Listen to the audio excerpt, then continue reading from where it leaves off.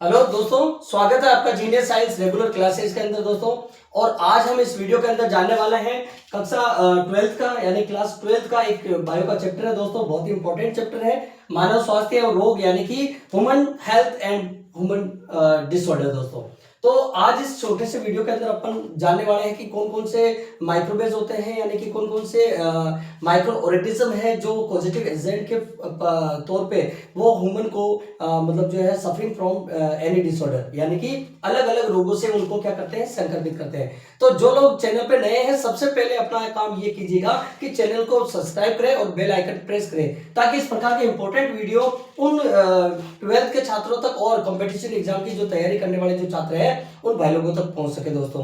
ठीक है ना। तो बिना किसी देरी के शुरू करते हैं। सबसे पहले आपको जानना है कि मानव स्वास्थ्य एवं रोग, देखो जो अपना प्रकरण है दोस्तों, जो हमारा टॉपिक है वो भी बहुत ही मतलब जो है इंपॉर्टेंट टॉपिक है। उसके पीछे बहुत बड़ा लॉजिक है, साइंटिफिक लॉजिक है। देखिए सबसे पहले तो ह्यूमन हेल्थ की अगर बात करें तो ह्यूमन हेल्थ का मतलब क्या होता है। अरे ह्यूमन हेल्थ मतलब दैट मीन्स अगर कोई आदमी है, अडल्ट है या मतलब जो कम उम्र का है, तो अगर वो अपनी दैनिक क्रियाएं, अपनी रूटीन के जो वर्क है वो बहुत ही अच्छे से परफॉर्म कर रहा है, उसे कोई भी किसी भी प्रकार की दिक्कत नहीं है, तो हम उसे मानव का स्वास्थ्य कह सकते हैं। ये हम ये कह सकते हैं कि वो स्वास्थ्य, वो स्वस्थ है। क्योंकि एक कहावत भी है ना कि मतलब जो है हेल्थ इज वेल्थ। आदमी का सबसे बड़ा धन क्या है? अरे पैसा रुपया नहीं है भाई लोगों।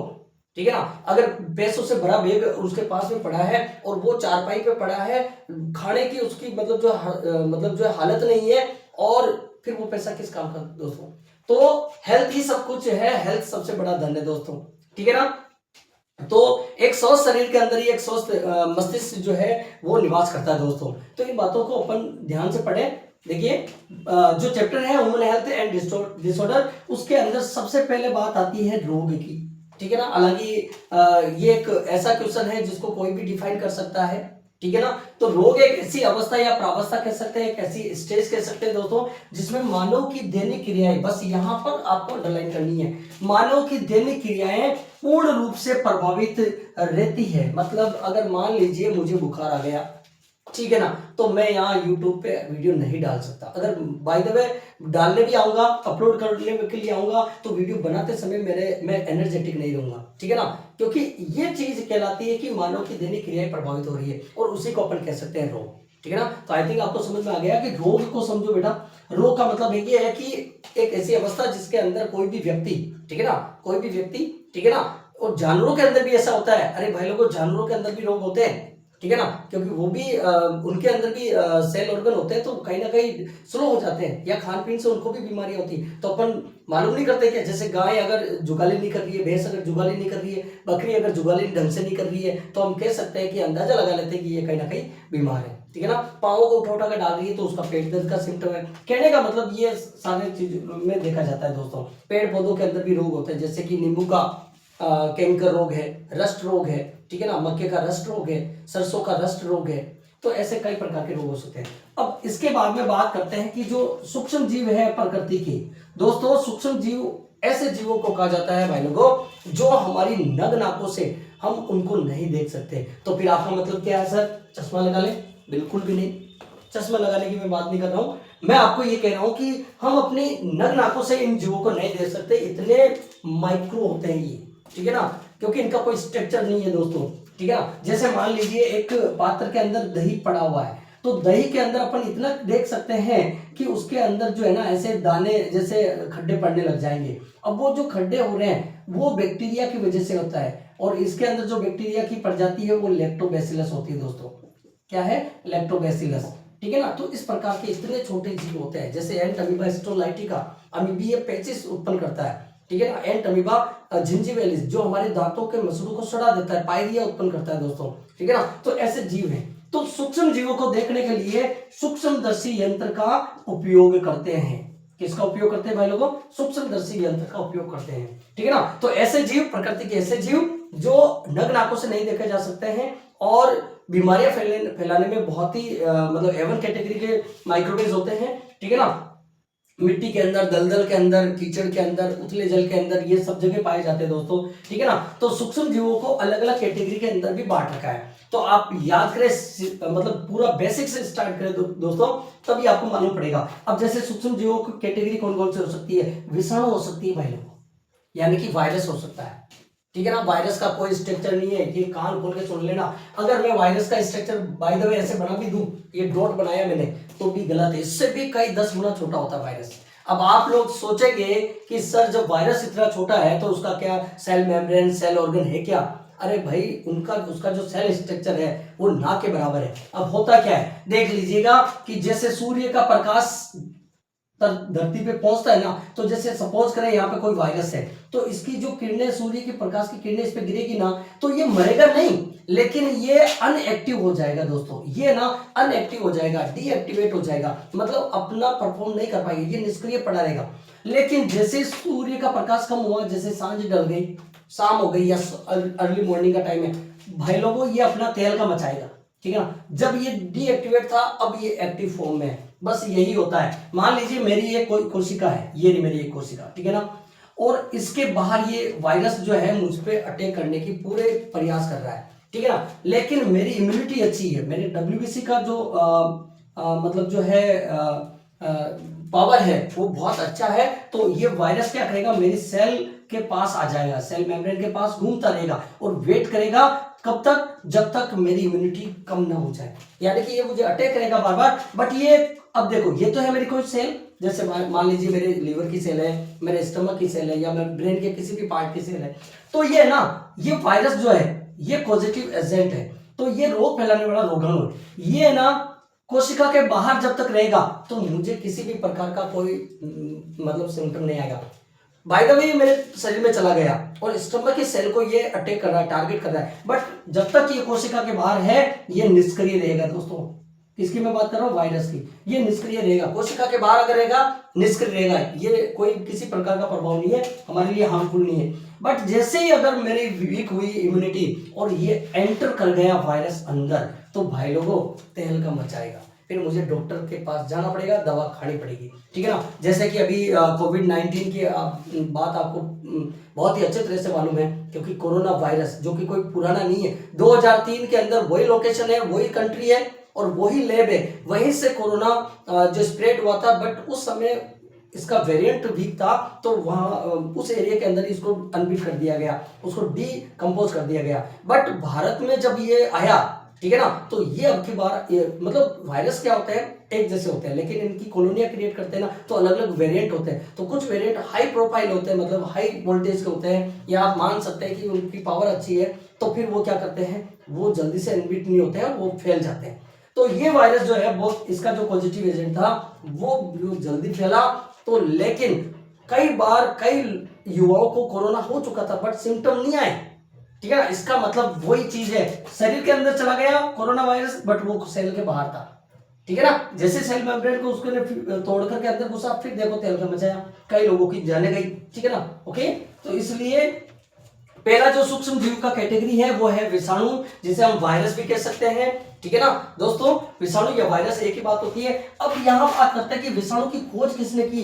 तो दोस्तों इवानोव्स्की करके एक साइंटिस्ट थे जिन्होंने सबसे पहले वायरस को खोजा था, डिस्कवर किया था। टाइम पीरियड कब था, इनका जो टाइम था वो 1892 था दोस्तों। 1892 के अंदर वायरस की खोज इवानोव्स्की ने की है। ठीक इसी प्रकार अब ये एक चीज और याद कर लेना, सूक्ष्मदर्शी, ठीक है ना, रॉबर्ट क्रिश्चियंस ने इसको बनाया था। और भी कई वैज्ञानिकों के नाम सामने आते हैं सूक्ष्मदर्शी के लिए। एक जैसे कि तारामंडल को देखने के लिए सबसे पहले गैलीलियो ने एक दूरबीन बनाई थी, खगोलीय दूरबीन कहा गया। अरे भाई, साइंटिस्टों ने बहुत बड़े बड़े मतलब जो है प्रयोग किए हैं और आज भी हम किताबों में उनका क्रेडिट पढ़ते हैं। ठीक है ना। तो इवानोव्स्की को का क्रेडिट जाता है विषाणु के लिए।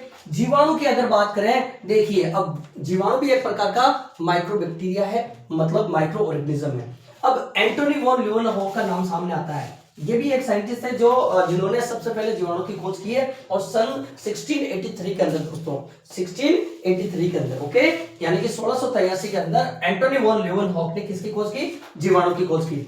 अब बात आती है प्रोटोजोआ। प्रोटोजोआ की खोज के लिए क्रेडिट जाता है दोस्तों चार्ल्स लुई को जाता है भाई लोगों, 1845 1845 को, ठीक है ना। तो चार्ल्स लुई ने, इनका नाम याद रखें। जो कंपटीशन की तैयारी कर रहे हैं वो तो बहुत ही इंपॉर्टेंट है उनके लिए कि वो एकाग्रता के साथ बहुत ही कंसिस्ट होकर इस वीडियो को देखें दोस्तों, ठीक है ना। और ज्यादा से ज्यादा शेयर करें, तभी आप लोग देख पाएंगे कि मतलब पढ़ने वाले बच्चों के पास ये वीडियो जाना चाहिए। और वैसे 12th बायो का एग्जाम होने वाला है, ठीक है ना, तो उनके लिए बहुत ही बड़ा टॉपिक है कक्षा 12th के लिए स्पेसिफिक तौर पे, ठीक है ना। मैंने आज ही अपलोड किया कक्षा 8 के लिए, क्योंकि कल कक्षा 8 का साइंस का पेपर है और गारंटी के साथ कह रहा हूँ कल पेपर में देखना और इस वीडियो को देखना। अगर क्वेश्चन नहीं मिले तो आप मुझे कमेंट करना दोस्तों, ठीक है ना। वायरस जनित रोग, अब अपन बात करते हैं कि अब जैसे कैटेगरी, पहली कैटेगरी अपन पढ़ेंगे। अब देखो स्टेप बाय स्टेप पढ़ेंगे। हालांकि ये पूरा ह्यूमन हेल्थ एंड डिसऑर्डर जो है वो एक वीडियो के अंदर बिल्कुल भी पॉसिबिलिटी नहीं है कि मैं इसको फिनिश करूं बेटा। इसके 1 2 3 पार्ट हो सकते हैं, क्योंकि आप लोगों को पता होना चाहिए टोटल, अगर मैं आइडिया के तौर पे बोलूं तो लगभग 40-45 या 50 डिसऑर्डर में आपको पढ़ाने वाला हूं, क्योंकि एक एक डिसऑर्डर को अपन देखने वाले हैं। अभी ट्रिक के माध्यम से देखेंगे, ठीक है ना। ट्रिक इसलिए ताकि आपको याद रहे, ताकि कोई भी मिस ना हो डिसऑर्डर, ठीक है ना। बाकी फिर एक एक डिसऑर्डर को उसका इंक्यूबेशन पीरियड, उसके प्रिवेंशन और उनके जो टेस्ट होते हैं, कौन कौन से टेस्ट है, कौन कौन से स्पेसिफिक ट्रेट्स है, सिम्टम है, कौन से नॉर्मल सिम्टम है, और फिर उनके मतलब उस लक्षण के तौर पे अपन कोई भी ट्रीटमेंट या टेबलेट या इंजेक्शन कौन सा लगाएंगे वो भी मैं आपको वीडियो के अंदर बताने वाला हूँ दोस्तों, ठीक है ना। तो सबसे पहले बात करते हैं वायरस जनित रोग की। तो वायरस जनित रोग के लिए एक बहुत ही फनी एक मतलब जो ट्रिक बनाई मैंने, आप ट्रिक पे ना जाए, बस अपन को टारगेट करना है रोगों के नाम याद रखने बेटा। ट्रिक तो आप भी कुछ भी बना सकते हो, जरूरी नहीं है मेरी वाली ट्रिक ही आपको हमेशा काम में लीजिएगा।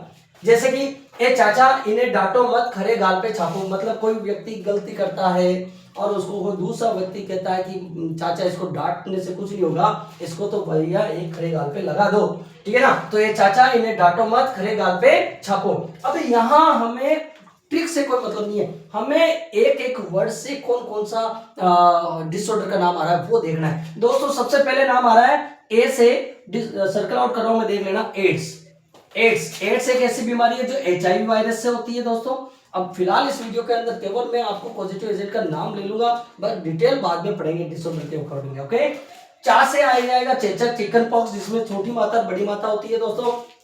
इसके लिए भी आप लोगों को पता है, यानी कि वेरियोला वायरस रेस्पॉन्सिबिलिटी निभाता है, ठीक है ना। और इसके बाद में इन्हें शब्द से आता है इन्फ्लुएंजा। अरे भाई कॉमन कोल्ड जो होता है, कई बार छींकें आती है, गले में दर्द रहता है, ठीक है ना, और खराश रहती है, खांसी रहती है, उसे कॉमन कोल्ड कहते हैं। अमूमन सर्दियों के दिनों में ये छोटा सा इन्फेक्शन हो जाता है, हालांकि 3-4 दिनों के अंदर ये, अगर आपकी इम्यूनिटी अच्छी है तो वैसे बिना दवा के भी चला जा सकता है, बट इम्यूनिटी कम है तो फिर बार बार आपको ये होगा। तो इसके लिए थोड़ा कोई नॉर्मल जेरोडोल SP या सिप्रोफ्लोक्सिन या पैरासीटामोल कोई भी आप खा सकते हैं, ठीक है ना। तो इन्हें से आ जाएगा इन्फ्लुएंजा जो कि कॉमन कोल्ड है। और इसके लिए जो वायरस आता है, ठीक है ना, वो है फ्लेवी वायरस दोस्तों।